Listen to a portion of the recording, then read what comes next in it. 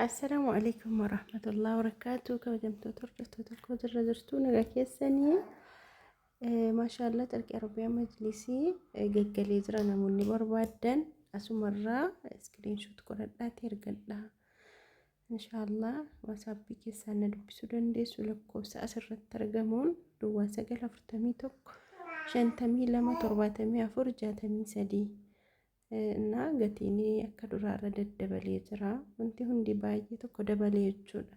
Sababa beenzilaa wal qabsiisanii beenzilli leetirii tokko irratti yoo birrii tokko lama dabalee akka waan kuma dabaleeti qodaa irratti kan jirri dabalatan waa hunda irratti jechuudha. Dabaluu qofa miti gaabbadee dhabamee ture. Akkas inshallah kanaafi qodaan hundi wanti dabaliniin jiru. Wanti hundi numa daddabalaa jira. Egaa haaluma yerooti maal godhama akkuma addunyaati. Akka biyyaa qofa osoo hin taane akkuma addunyaati. Akkas inshallah namoonni arafaa kana maatii keessaniif barbaadan ajajadhaa inshallah hojjetamaanis jira.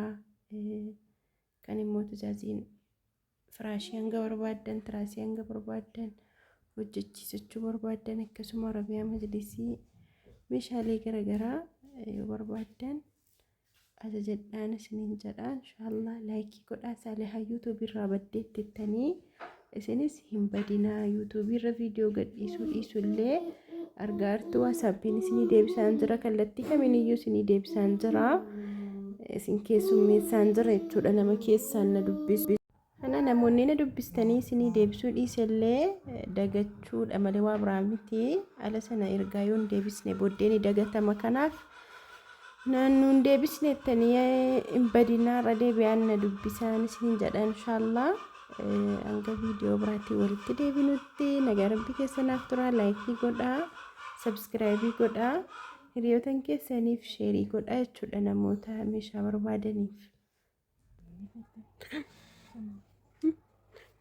Nirraan fadhe dhaabee ka viidiyoo addaan kute silaachuma keessatti haasa'ama.